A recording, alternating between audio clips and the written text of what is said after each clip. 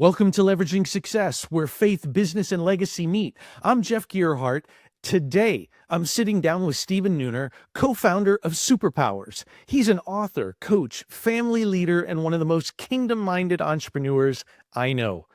We're going to get into this day when his shed burned down minutes after he told his accountant, it is finished. And then we're going to dive into why many entrepreneurs hit the brick wall that they should just walk around. Then we'll talk about how journaling becomes an inventory of God's favor and what that can do for you. And then we'll discuss what kingdom leadership really looks like when no one's watching. Let's get into it.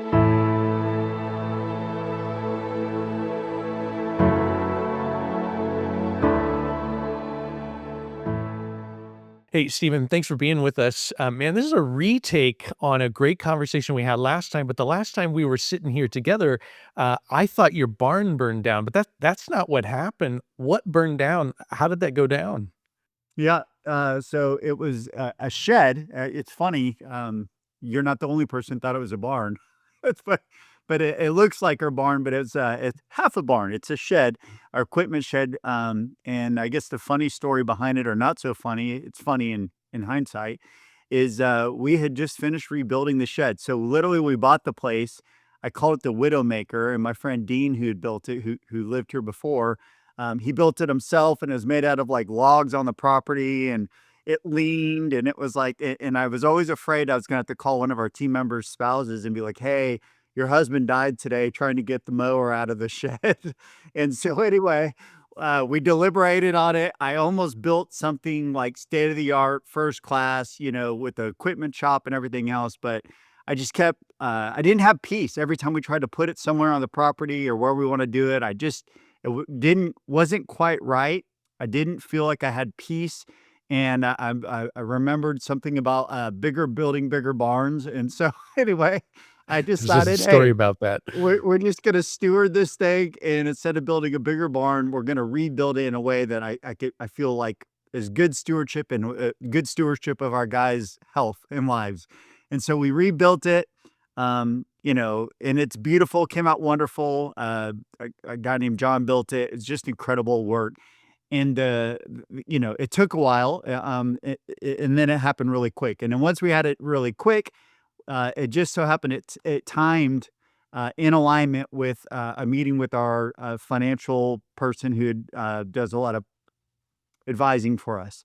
And he asked us if we were doing cash flow planning for the new year, and he was like, "Hey, Steven," he said, "I know you've had this ongoing barn project. You spent some money on it. Like, I'm just trying to do cash flow planning. Are you guys, like, is there any more you're gonna spend?" And I said, "No, Jason, it's done." I was like, "In fact, it is finished." Oh, And, well, teach me to make light out of the Lord's words, but I said, "It is finished," which I realize now after some reflection might have been a little bit, I was being funny. I'm sure God has a sense of humor. But anyway, I was like, "Oh."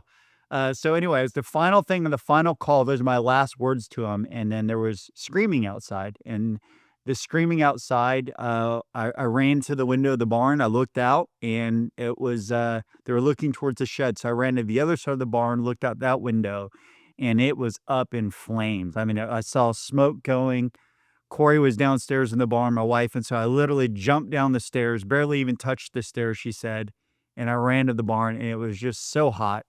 It was so hot, that it was already I couldn't even go near it. We pulled the four-wheelers out of the barn and at least 15 feet away, but they still melted, and so just like that, all the work we had just finished, Jeff, perfectly putting, like, all the organization inside the shed, so we had the rake in the perfect spot. We built the shelf for the chainsaw, like, everything was had its in its place, and of course, up in smoke just like that.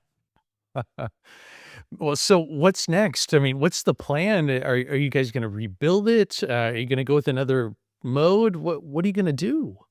Well, I prayed about it. First thing I did is I just stopped and I was like, "Okay, like, what's up? Is there something here? Is this just happening? Is there something you want me to learn in this? What is it?" Right? So I sat with that for a few days. including, hey, did I play small? I have a tendency of sometimes not walking by faith. I sometimes walk by sight, and I'll do the conservative thing, and only I know that I'm like sort of under indexing on what's there. So I sort of prayed through that, like, hey, did you actually want me to build a bigger barn? And I did, like, and I was just like, oh, using scripture to hide my fear. But after I wrestled through that, I felt settled. And the good news is, Jeff, I knew all the people to call because we just finished building this stupid thing. So I literally, I called the guy back. I said, hey, man, any chance you want to rebuild it? Yeah.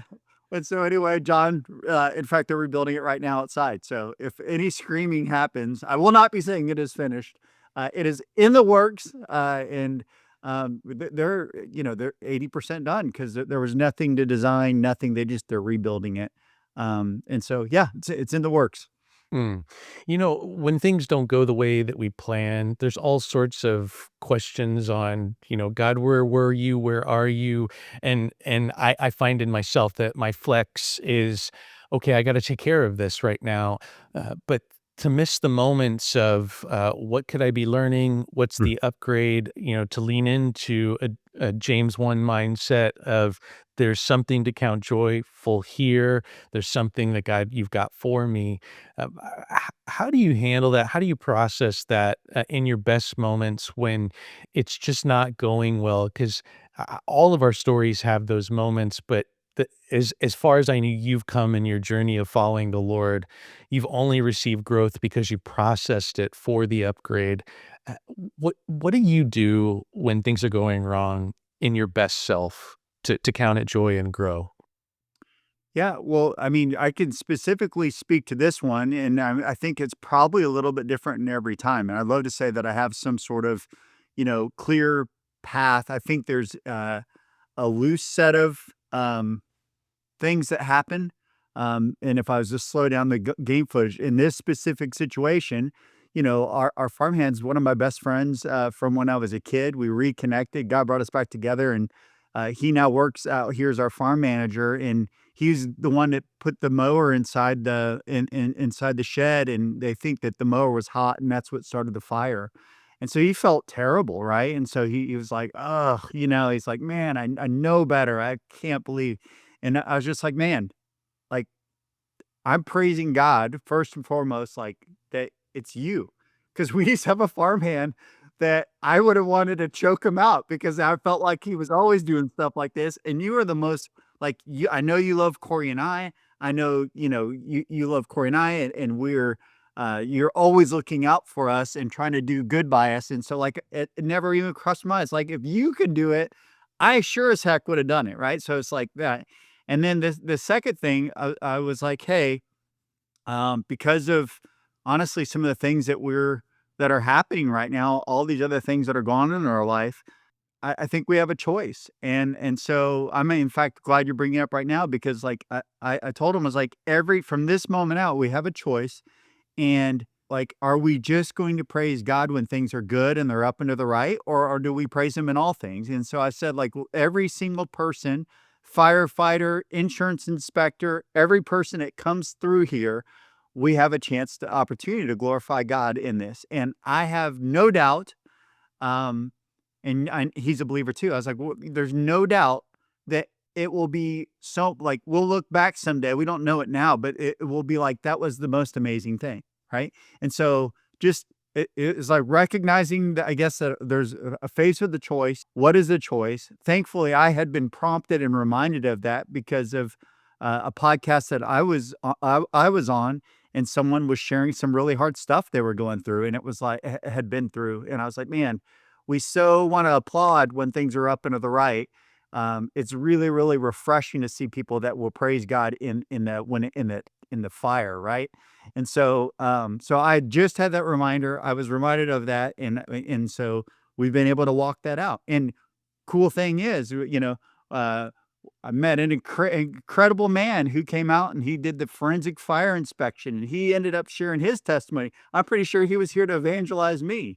And then another, I mean, so just over and over again, there's been all these like little things. It's like, wow, um, God, you like, how cool is this, right? But I grateful that I had eyes to see it because otherwise, I've had other times where I'm like head down. I got to fix this. I got to solve this. I miss the goodness that's always there, but I just don't have eyes to see it. And so I think I will just go in my strength instead of seeing, wow, what a blessing. I met that guy and he got me thinking, right? Like he was telling me about his, like just stuff that was like I'd never considered in God's word. And they were just like little seeds. They're nothing yet, but there are little seeds that later, I don't know, maybe they'll be like bloom into something in my life, or maybe for someone else, for me to, I'll need to deposit that seed in someone else. So anyway, just the eyes to see it, I think is the answer, and there's a choice.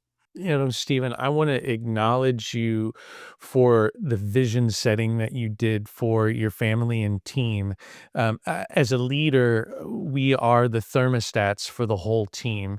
And so, in that moment where there's crisis, if I hunker down and just try to, solve the problem, solve the problem, solve the problem, probably grumble, grumble, grumble while I'm solving the problem. But instead, like you did, I acknowledge, just amazing to say, hey, there's a chance here.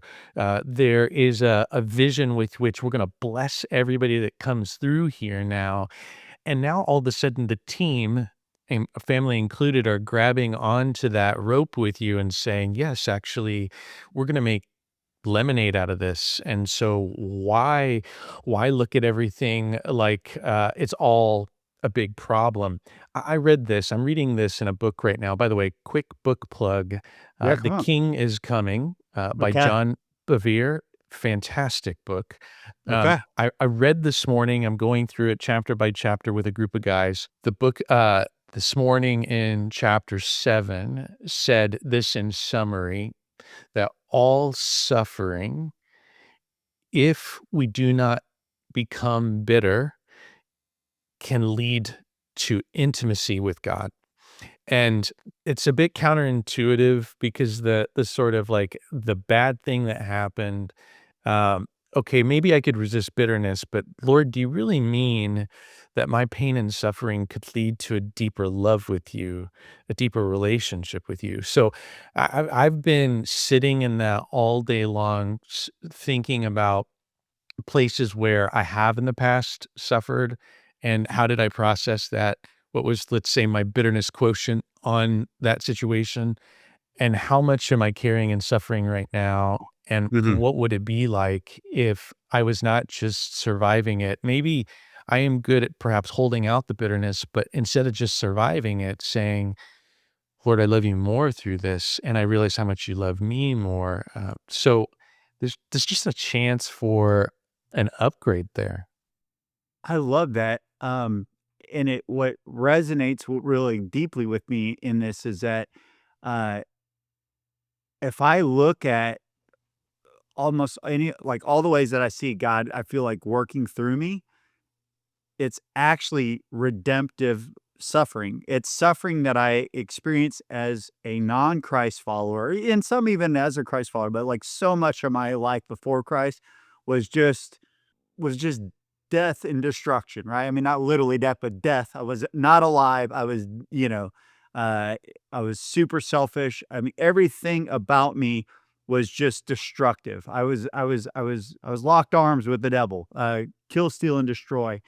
And so much so that when I became a believer, I was super embarrassed by it all. And longest time, God continued to work on me in healing, but I would, so it was like, it was really personal, intimate with Him and me.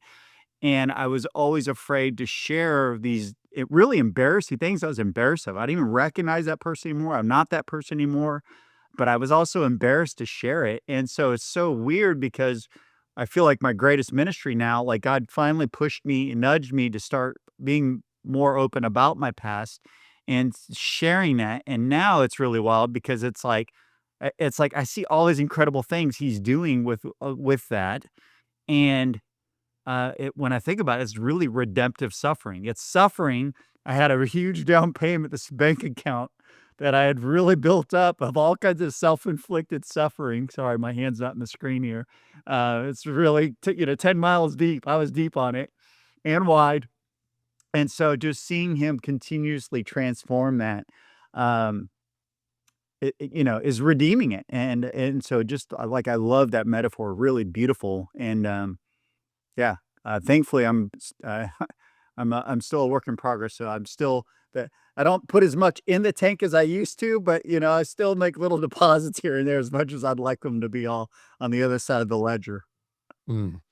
Well, the other thing that came up for me as you were talking about that is this other point that I read this morning is that the quotient for our love is actually related to the amount of suffering that we've had. And so the point that the author is making in this chapter, John Bevere, he's saying that Jesus fell in love with his bride more deeply by the level of suffering that he endured for his bride. In other words, all of the Mm. suffering, which was incredibly intense and over and beyond what one could imagine enduring, he endured, and through all of that suffering and endurance, it just made my love for something go even deeper. I often say it like this. I don't know if this resonates. I say that all the good things in my life have pain associated with them. Like, there's nothing truly good in my life that I Yeah. don't have pain associated with. And so instead of thinking of it as like pain was the problem, which was my mode of operation for the majority of my life, how can I escape pain, avoid pain, have as little pain as possible? But it's actually the mix-in that's necessary for true goodness, for, like, really, really resilient, redemptive, great things in my life. They always involve pain. How does that sound to you? I It resonates. I as far as I can understand without deeper thinking about it, it feels very true in my life.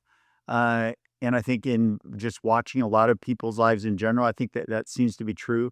The thing that is so interesting to me about that, and it was a word that you didn't use, and it's something I've been really thinking about a lot lately, is the appropriate sharing of the pain, right? Like, of like, it's I think very often it's real easy to just go inward with it and maybe, like, really tight and close, and I think that in my life at least, I've had prolonged suffering and prolonged, battles, with whatever the struggle was or whatever the thing was.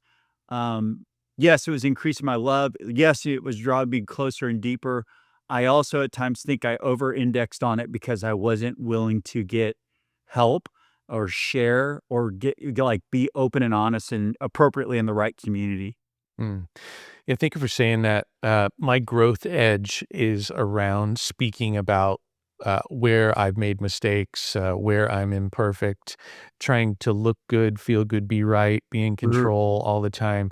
It becomes the screen of I've got it all together, and the need to be open with that. It does shorten the time frame with which I think that suffering happens. I think of it also in terms of, like, in my marriage, which is the most, real, beautiful way to see love actually show up, is that there's no way that 2 humans can't hurt each other or cause pain to each other, and it's Mhm. not because I said I do so that I could hurt someone, but rather Mhm. that just happened, Mhm. and in this bumping up of the commitment to love and healing and openness, it creates, a deeper bond together, deeper commitment. So all of these things are, for me, a work in progress of just God, how you can make me into a better man if I will live more out of my control or in this mindset of, what, if I just control you, I control everyone, I control perceptions, that it's all going to be okay. But it's the opposite.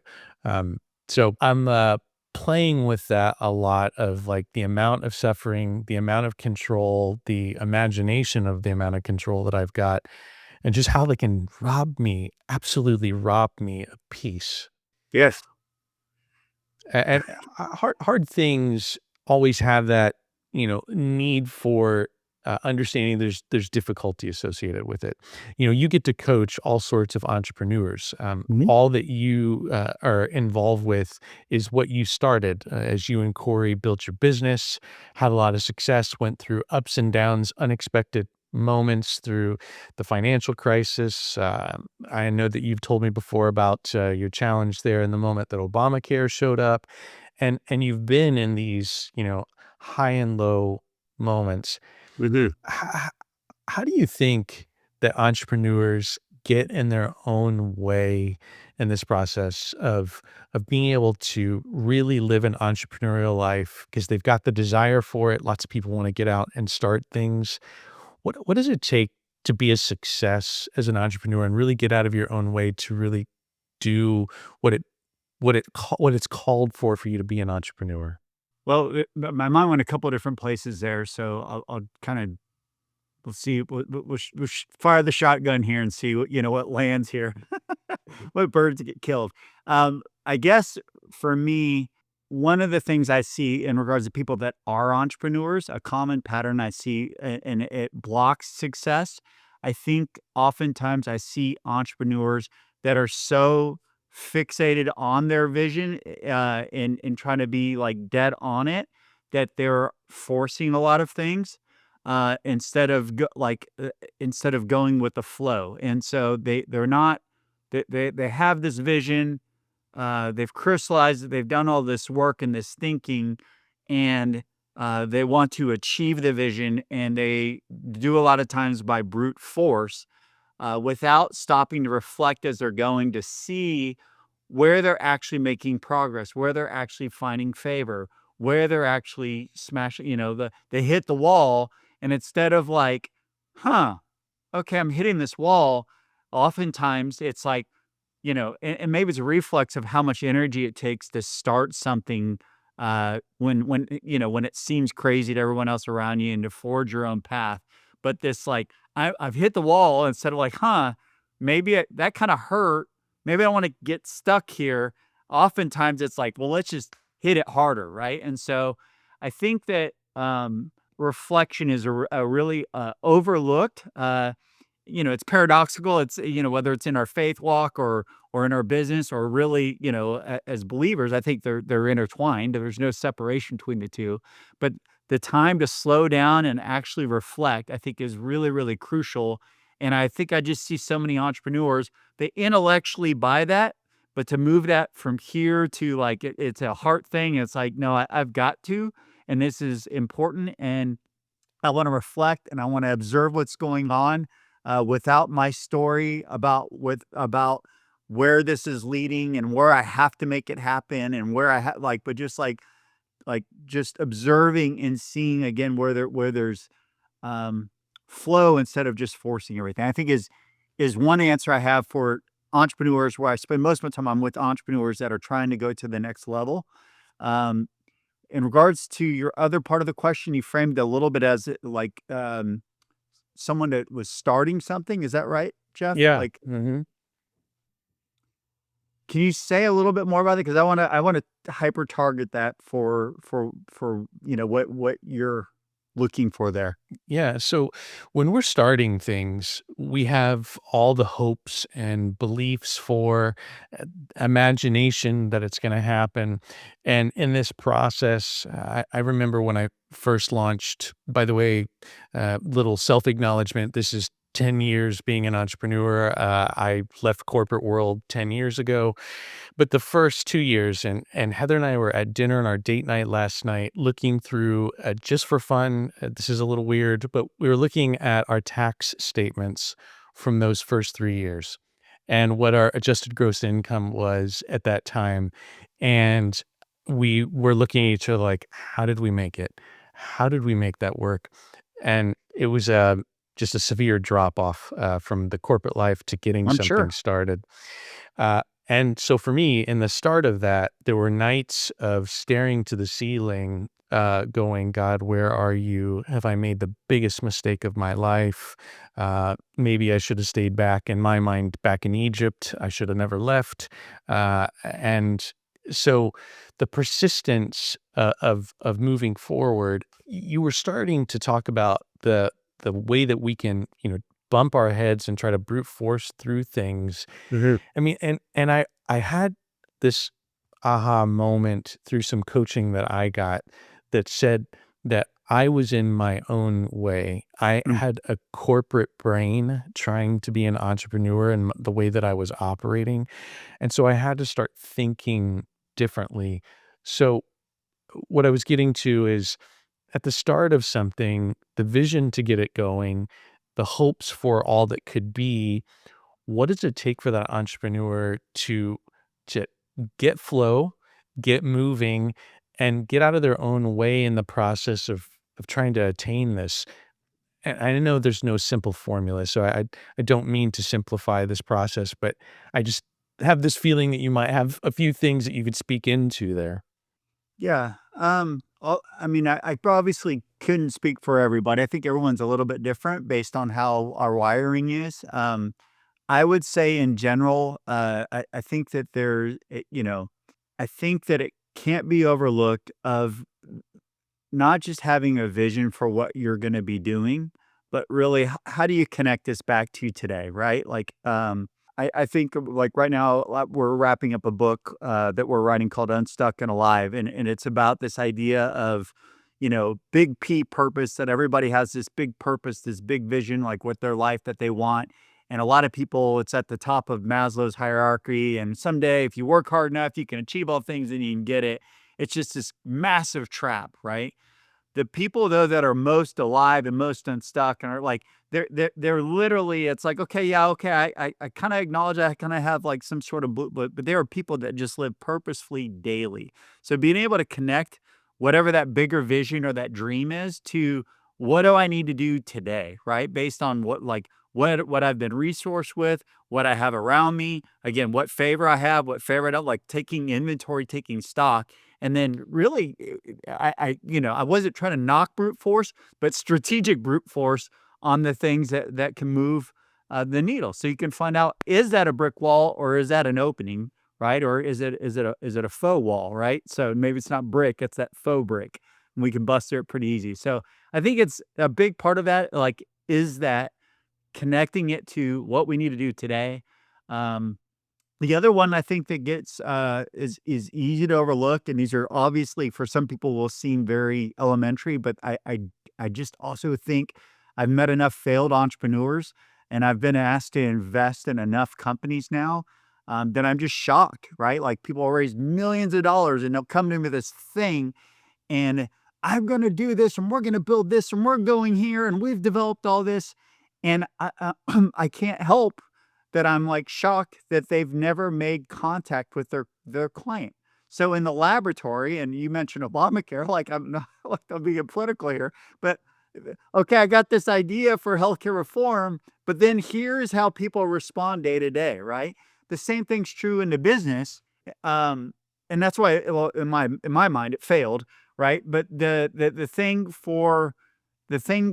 about companies are the same. It's like I can have this big, great vision and plan for TNP, right? But at the end of the day, like I need to reach in the lives of like Steven Neuner and figure out about his future and what are his dangers without, and then like how do I connect those things in a way that creates value?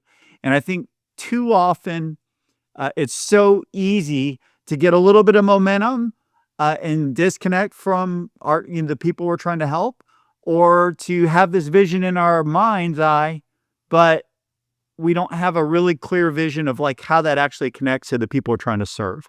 Mm. You said something there I want to explore. You talked a little bit about inventorying favor. Is that a good sort of barometer on where I should be applying my time? And if so, how do you evaluate that? Inventorying favor. Yeah. Well, I would say for me, what that looks like is journaling. I spent a big part of my early walk, and I spent a lot of time in prayer, but I never wrote my prayers. And so I have unfortunately a short-term memory, and so I oftentimes don't take stock of answered prayers, of things that I didn't, you look back, you and Heather look back at your financial, like, how did we make it through that, right? And I'm not saying you don't journal, but I'm just saying like it's like that was a way of taking stock. And so for me, like journaling has been a huge part of me, like being able to like, wow, like look at look at all these answered prayers. Look at all these things that I used to worry about. I've kept all of my, we're in strategic coach, right? I have every pocket coach back for 20 years. And so when I really need a pick me up, I can go back and look at the stuff I was losing sleep over, and I'm like, "My lord," I mean, like, I just Yeah. can't believe it. And especially when I start thinking about how the solutions came to be. It oftentimes wasn't the thing I was trying to punch through the brick wall. I was in motion trying to punch. My punch got slightly redirected, or I found something because I was in motion happened that I wouldn't have happened maybe if I wasn't trying to go for something, but, like, it was there's oftentimes I'm just not that good. It was unmerited favor of something where I was maybe directionally correct, but not on the nose, and I found something because I was pursuing what I believed my next step was. Man, I'm thrilled that you're talking about journaling. So I committed to that a number of years ago, and going back to some of those, I've found things like remember, Jeff, what you promised yourself, what you committed to, or you Mhm. can see the journey that you've been on. Uh, Talking coach language, the gain just is the fill up for God. You've done it before. I know Yeah. you're still with me now, and that journaling prayers and even listening, I take the time to ask God questions as I write, and then let him I perceive answers, always tested against scripture, but then writing out what I think he's saying to me. Mhm. And then that becomes just a great way for me to reflect on, okay, this is where I need to head to next. Journaling is something I don't know what happened. I guess we can go back to our founders of the country, and they were writing diaries every night, and sometimes every morning and every night, and it was my plans for the day and observing what happened in the day at the end of the day, and letting Mhm. that be the test and measurement. Did I get as far as I hoped for? What are the outcomes? What should be my moves in the next day? Um, that kind of thing, I think, is where I really enter into the eternal, because it's not. Yes, it is physical in the writing, but I'm in this spiritual space of potentially interacting with God and thinking through things, and there's just some real untapped capability in the body of Christ today with journaling. Yeah. I think it's, it sound and look, if when I first started, it felt hard, right? Like, and, um, I've grown to love it. So, like, it's if anyone it's like thinking about it, it's like for some it'll be real easy. For others, especially if you can't even read your own handwriting, you're borderline dyslexic, and writing's always been a slow thing for me. Like it was tough to get going with it, but now it's like, man, I cherish them. And the couple things that popped up there is one that one other use that I've found for anyone that's listening of journaling is I literally I meet with a Christian counselor who I just think is just I'm pretty sure when I get to heaven I'm going to be cleaning his toilet. I'm pretty sure he's an angel, like he's in his rundown uh, shopping center, but the guy's got like 4 PhDs. He's got a doctorate. I mean, like, and he knows scripture and he is solid. Anyway, an amazing man. And I will every month I have a standing appointment with him, and I will literally before it, I process the last month's journal and I bring to him reoccurring things that I'm seeing. And look, it's just been really wonderful in regards to helping me uh, stay alive, right? And not get stuck because a lot of times I don't even know, I'm just writing it in the journal and that stop down uh allows me to see of course tactical directions, taking inventory. Hey, this is where I'm finding favor. This is where I'm stuck. Sometimes it's a spiritual stuck. Sometimes it's not has nothing to do with that. I'm just using the wrong tactic. I need a screwdriver, not a sledgehammer, and I'm trying to use a sledgehammer. And it's like, hey, dumb. Like you need a different tool here, right? And so anyway, it's just that to me, I think is really, really impactful. And in regards to your talking about the connection, I mean, I agree. The more I've done it, the more I feel like it opens me up to again just to the flow. I never know what's going to go. Always testing against scripture. I don't know where it's going to, I don't know what I'm going to write. I don't know what's going to show up. I don't know and here's the thing is I know that what I do know is there's all kinds of things that never would have come to be that really are. They're like really important things that never would have came to mind if I didn't take the time to sit down and have a conversation. There are people that I don't know why they're brought to my mind. You know what? I haven't thought about this person forever. I don't know why they came. I'm going to pray for them and I'm going to reach out to them today. Like those are like little things that like just didn't happen the same way before I took this space to just journal and commune with our Heavenly Father, right? And so anyway, what is that doing when I reach out to Jeff Gerhardt? And I hadn't talked to him in a year and a half, but for whatever reason that he showed up in my mind that morning and I reach out. I don't know, but I feel like it's something really big and good because I think of all those little moments in my life that have been transformational. It wasn't always someone that I walked every day with. It might have been the person that said the exact right thing that I needed at the exact right time. So anyway, like I don't know what the fruit is of that, I guess. Maybe it's not important things. Maybe it's just seed, right? But it's like it's seed that I wouldn't have had loaded into my grain, my grain distributor, or my seed distributor if I hadn't taken time to fill up in that way. Mm. I make up as you talk like this, and we're talking about journaling and reflecting and things like that, that Mhm. the busy entrepreneur, the one that's the high performer, is saying, yeah, guys, that all sounds nice. Probably there's been so much success in your life. Now you have all this margin to do things like that. Mhm. But what I know is that it's an important part of getting headroom by sharpening your saw, and there's never a good time for it. In other words, we won't wait until, oh, guess what? I've got an extra 30 minutes today. How about journaling? And so it really is a discipline and routine. But some of the freedom that I've gotten has actually come through realizing that delegating and starting to free myself of the things that are not my highest and best use, even though potentially, yes, I could do it better than others, is some of the secret to the headroom that I've got. Stephen, I can't help but mention just how great a partner your company has been to me in Superpowers.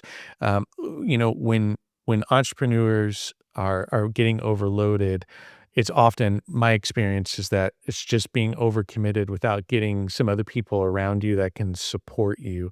And your team has been incredible in that, thinking entrepreneurial thoughts, even EOS type approaches to the way that you skill up VAs to be able to enable uh, entrepreneurs to run. Was there a sort of, I don't know, magic moment or inspiration for you that led you to say, you know what the world needs right now is a VA service for entrepreneurs? How did that come to be? Yeah. The short answer is I'm not just the Hair Club for Men founder, I'm also a member. And so, our first business was in insurance, as you've highlighted, and literally, I wish there was some cool. I was really smart and had this vision, but the truth is, I we reached a point in the business where my team staged an intervention, and legitimately an intervention. They're like, "Hey, look." We love you. We appreciate you and Corey hiring for us and everything else and all the support you guys give, because we were hiring another salesperson, another service person, another accounting person. They're like, we appreciate it, but ultimately, Stephen, you're the bottleneck for everything in the business, like literally the bottleneck on everything. And so, uh, we're not getting more help until you get help. Because we're tired of doing your job. They were all jumping in and doing stuff that they weren't. So, we have high dollar people uniquely gifted and skilled at certain things, and they're trying to, because they're good teammates, and they know I'm not just being lazy. They're trying to like catch all the little things for my deficiencies. And so they they created an audition process. We auditioned a whole bunch of people, and we were blessed by this incredible woman. Her name is Fern Knable, who came into our lives. And she was my first executive assistant. And we call her kind of the queen of superpowers because literally it was just this beautiful transformational relationship. I mean, I could go on and on and on. It impacted every it was high, it was for the business, but it impacted every area of my life. My faith got better. I had more time. I was more consistent with my journaling, more consistent with my workout. I was more consistent with my date nights. I mean, like marriage, time with my kids, family. I'm in strategic coaching, not a coach at this point, but literally like I have an idea of something I want to execute, and it actually happens because I have someone going ahead of me and making sure all the things, all the Lego pieces are there to be assembled, and all the things that go into allowing me to show up as my best self. And so the business got better, yes, but every part of my life got better. And what's really great, and this is awesome because we're on this podcast and the people listening probably get it, is there's no better way to bring someone like to evangelize something than to just live it. And so literally I had clients, all my clients were entrepreneurs, and they're like, "Hey, what's the deal with Fern?" They'd call my office and they'll be like, "How much you paying her? I wonder if I could recruit her away from her." Be like, "Don't you dare," And it's like, and so it started, true story, it started as us just saying, "Hey, look, if you hire your Fern, send him over here and she will mentor that she can see that your assistant can see how Fern and I work together." And so that's how it started. And it was really great, but we quickly discovered that oftentimes it wasn't the assistant why the relationship wasn't working. It was often the entrepreneur. And that Fern and I had this secret sauce, special sauce, where we were just very open and honest. We were transparent. We were supportive of each other. It wasn't like, "Oh, hey, go get me coffee." I saw her as a partner in the business, and so then that led to us helping entrepreneurs. And anyway, uh, to make a long story just slightly longer, the very first entrepreneur that ever took us up on the mentoring offer is my business partner, Ryan Caston, who's just a brilliant entrepreneur as well. And so between him and I, we probably helped at least, I don't know, gosh, 20, 30 or more entrepreneurs in their EAs before we ever did anything. People were trying to give us money to do it, and we were doing it for free. And later on, we realized at an inflection point in both of our lives that there was really something here, that we had already had favor. We took inventory, and we had favor for a business where we thought, we already knew we could help people. It's just, would it flourish? And so we started. We started the perfect time during COVID, which is a great time to start any business. But Yeah, I'm just right. kidding. But look, it's been awesome, and um, it's probably one of the most impactful things I've ever done in my career because I love entrepreneurs. Um, I just have a heart for entrepreneurs and their families. You guys touch so many people. A great entrepreneur is a great leader for his team. Takes better care of his team members, his marriage, his family. Like the whole community gets better when an entrepreneur is fully unstuck and alive. And so, being a little part of unlocking that for them has become just an incredible passion, something that I get up every day and am excited to go to work on. Yeah, there's nothing like having a partner like that that's anticipating you, that's running ahead of things and already staying on top of. And I mean, it was beautiful. Part of the secret here will be that. Well, Mom, if you're listening, my assistant prompted me for flowers for Mother's Day some time back, and she was way ahead of me. And I'm pretty good at this, especially in my marriage. But there's nothing like having your partner say, "Hey, Aunt Jeff, this is coming. What do you want to do?" This, and it happens, and that kind of freedom creates headroom for you to do what your team needs you to do. What they really need you to do is to be providing and thinking ahead and to be ahead on the road. And if I think of it this way, if my hands are on my keyboard more than my feet are on the desk, I'm not really servicing my team well. But I only get the chance to do that if I intentionally create the headroom. And the Superpowers has been just a breath of fresh life, and enablement for me to lead. So super, super grateful for that.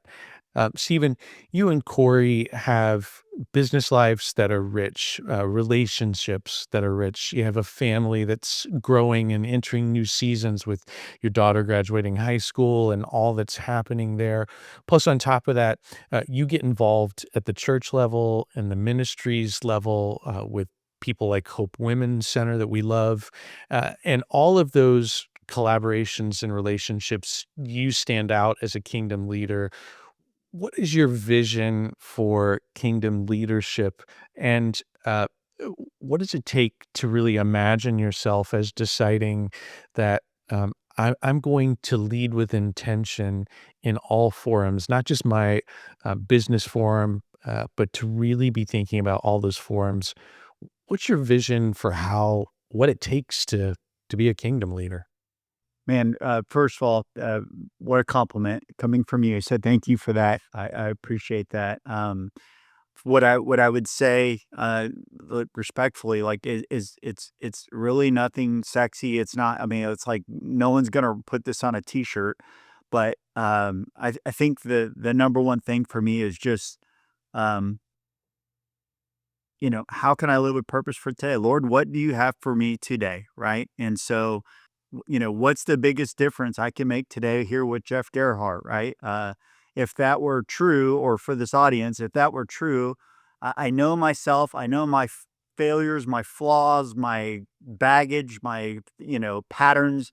Uh, what's the worst me, the false self that can show up and get in the way of that? Right. And how do I kill that off? And then conversely, what's the best self? What's the vision? Like, if I was to like really glorify you, Father, today in this moment, what does that look like? Like just opening myself up to that space. Is there anything, right? And then how do I connect that with some sort of action? Because if I just hallucinate about it, or dream about it, or pray about it, or whatever word someone wants to put to it, if it doesn't meet real life, then it's nothing, right? And so it's probably sin. I probably missed the mark. And so how do I put something into action? And then again, you had talked about this in journaling, like looking back, reflecting, debriefing, like, hey, I failed. I need to reach out and apologize.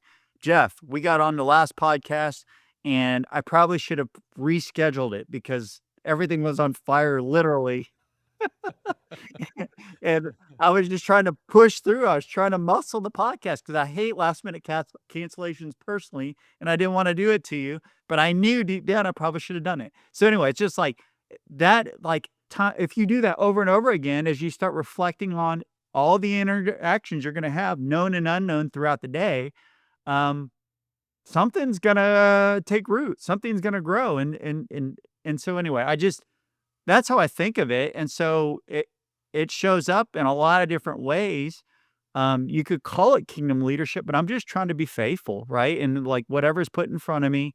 And while I have hopes, dreams, visions, ambitions, goals, I try to always hold them loose enough that if there's something to do that feels out of the way, but I feel that nudge that I'm supposed to be the one that does it, that I don't cling to my vision, and that I'm always willing to, you know, pick up the shovel for what's right in front of me. It's so good. It's the old Bubba Gump coffee mug that I used to carry around that said, "Dream, but don't quit your day job." There's a certain amount of dreaming, but be faithful with what's in front of you. And so I would confess to, yeah, I love to dream. I'll stay in that world of the what ifs and when are we gonna's and big picture things. But there's the shovel in front of you, the thing to do today, and being faithful is the move, not to be absent dream. We need to have vision. Yeah. But I love the term you use there, over indexing, because, overdoing it and either one of those things can miss the mark. But being faithful, man, it's the move. Yeah. Well, and I think, look, I think kingdom leadership, like things are like true in miracles because they're true in miracles, right? Like, and one of them, like, just to connect this for people, is the miracle of compound investing, or compound interest, right? In a bank account. It's like, I remember when we first started Dave Ramsey, like my wife and I tried to get a debt. And it was like, he had this whole thing. I'm gonna get the numbers wrong, but he's like, if typical American spends $380 a month or whatever the number was at the time for 5 years on a car payment. And if you started doing that and you went to 65 or 60, whatever the numbers were, do you know how much that is? And it was like $4 million. And it's like, I hope you like that car. And we spend all this time trying to impress people with our car, and they don't even care about us. They're not thinking about us. And we're like, hey, do you like me in my car? It crushed me, but it's so stinking true. And so the compound interest is a miracle. And so I think the kingdom leadership is the same. Is this like, if I can think about how I want to be a millionaire in the kingdom, kingdom investing. But at the end of the day, it's like, I still got to start making deposits, right? Because it was only $300 a month, which was like a few dollars, $5 a day, whatever the number was, right? $10 a day. That over time turns into this miracle thing, right? And so it's like, at some point the vision's great, but sooner or later someone's got to make a deposit in the account. And I have certainly spent seasons of my life where I was all vision and no deposit, right? And so I think that there's something that needs to happen there. And the Lord will determine whether or not it is fruitful. The Lord will determine whether or not it's really kingdom leadership that's actually of any value, right? Otherwise, it's who cares? I mean, like, I feel good about it, but it doesn't matter. So good. Stephen, I'm so glad you're my neighbor here out in the country. Anybody that's within 10 miles is considered a neighbor. So I'm glad that you're my neighbor. I'm glad You're that my you're my neighbor. brother. And thank you for spending this time with us. All of this wisdom is super valuable. It speaks into me. It speaks into us. I appreciate this time. Thanks for being on Leveraging Success with me. Man, you're a brother. You and Heather are awesome. Corey and I love you guys, and we're grateful for all that you do and just how you guys show up in our lives. So thank you for your kingdom leadership and all that TMP is doing as well. Love you guys. Love you. Thank you, brother. That's a wrap on a fantastic conversation with Stephen Neuner, co-founder of Superpowers, and a man who's living proof that faith and business don't run on separate tracks. My favorite line from Stephen: sooner or later, someone's got to make a deposit in the account. Vision without daily deposits is just hallucination. So here's your challenge. Pick up the shovel for what's right in front of you today. Share this episode with an entrepreneur who needs the reminder, and keep leveraging your success for what matters forever.